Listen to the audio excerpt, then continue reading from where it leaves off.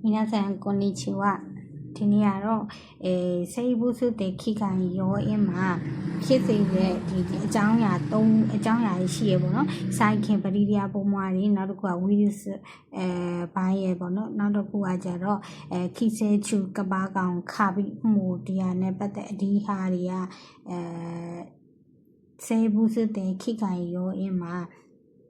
ပြောပြတဲ့အကြောင်းအရာတွေပေါ့နော်အဲ့ထင်မှာဒီပထမဆုံးစိုက်ခင်ပရိဒီယာပုံမှာပရိဒီယာပုံမှာထဲမှာဆိုလို့ရှိရင်ဒီအကြောင်းရင်းနေနဲ့ပတ်သက်ပြီးတော့ဒီ8မျိုးပေါ့နော်ဘိုး8မျိုးအကြောင်းကိုဘိုး8မျိုးအကြောင်းကိုပြောပြမှာဖြစ်တယ်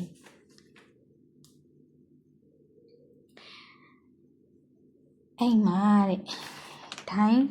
င်းရောတက်ခိနရှော့ကုချူတုကုကင်တို့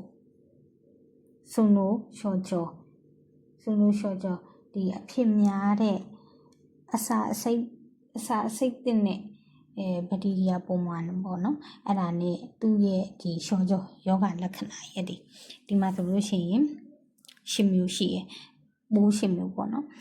နောက်တစ်ခုကကျတော့တခုချောထူးခြားချက်နောက်တစ်ခုကဂန်အင်းတိုနာရီယာကျွေးရှောက်ကိုရင်ဖြစ်လွယ်စီတဲ့ရှော့ကုရင်အစားတောက်နောက်တစ်ခုကအုတ်မွန်နာရှောကျော်အဓိကယောဂလက္ခဏာရဲ့ဒီဟာနဲ့ပတ်သက်ပြီးတော့ဒီဇာတ်ကွက်ကိုရှင်းပြမှာပေါ့နော်ဒီပိုး10မျိုးမှာဆိုရင်ပထမဆုံးဒီ3မျိုးရှင်းပြမှာပေါ့နော်ခပ်ပြီးတော့ဘက်ခုတာဇုကုခင်ဒီဟာမှာသူ့ရဲ့တခုချောထူကြချက်ပေါ့နော်ခါရတာနောနာခတဲ့ခင်ကဖူတဲ့ဟာရှောစုတို့ခန္ဓာကိုယ်ထဲမှာပိုးတွေကတိုးပြီးတော့ကျတော့ပိုးတွေကတိုးပွားပြီးဆိုတော့ယောဂဖြစ်စီနောက်တစ်ခါသူ့ရဲ့ဖြစ်လွယ်တဲ့ဒီယောဂပိုးဖြစ်စီတဲ့ဒီအစားအသောက်နေနေဆိုလို့ရှိရင်ရှော့ကုနိကုအထူးသဖြင့်ဒီတိုလီနိကုကြက်သားပေါ့နော်ကြက်သားနဲ့ပတ်သက်ပြီးဆိုလို့ရှိရင်ဒီပိုးမွားတွေဖြစ်စီပေါ့နော်ဝင်လေတဲ့ဒီအစားအသောက်နဲ့ပတ်သက်ပြီးနောက်တစ်ခုကအုံမနာရှော့ကျော်အဓိကယောဂလက္ခဏာဘလို့ဖြစ်လဲဆိုလို့ရှိရင်ဂယ်လီဖူကုစုဟာစနေဆို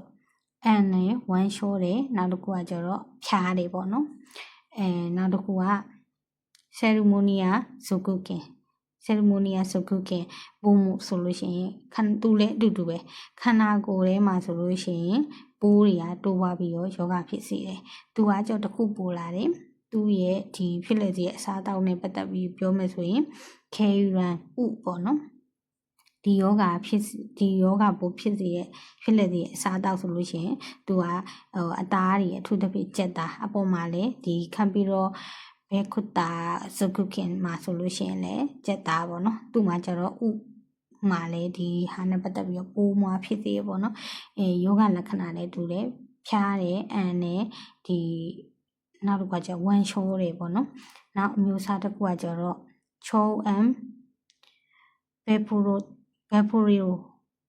ဒီယောဂလက္ခဏာရဲ့မှာဆိုရင်ထူးခြားချက်ကခန္ဓာကိုယ်ရဲ့အထက်မှာပိုးပွားတွေကတိုးပွားပြီးတော့ကျတော့အစိတ်ကိုထုတ်တယ်ပေါ့နော်နောက်တစ်ခုကဒီ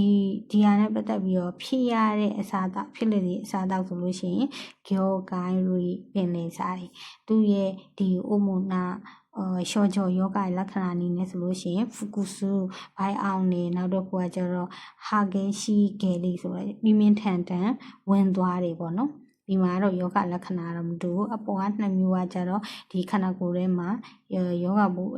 ဘက်တီးရီးယားပိုးမွားတွေတိုးပွားပြီးတော့ကျတော့ယောဂရစီတယ်သူရဲ့ဖြစ်နေတဲ့စားတောက်ဆိုလို့ရှိရင်ကြက်သားပေါ့နော်ဒီမှာကျတော့ပိုးလာတယ်ယောဂလက္ခဏာဖြစ်စေအဓိကယောဂလက္ခဏာဖြစ်စေအခြေအနေချင်းတူတယ်နောက်တစ်မျိုးကကျတော့သူခန္ဓာကိုယ်ထဲမှာပိုးတွေတိုးပွားပြီးသူကကျတော့အစိတ်တင်တာပိုးလာတယ်နောက်တစ်ခုကဖြစ်စေတဲ့အစားတောက်ဆိုလို့ရှိရင်ပင်လေစာပေါ့နော်သူကကျတော့ဖူကုစုပိုင်းအောင်နဲ့နောက်တစ်ခုကကျတော့ဟာဂေရှိဂေလီပြင်းထန်ဝမ်ရှိုးတွေပေါ့နော်ဒီကတော့ဒီနောက်တစ်ပိုင်းမှာဆက်ပြီးတော့ရှင်းပြမှာဖြစ်ပါတယ်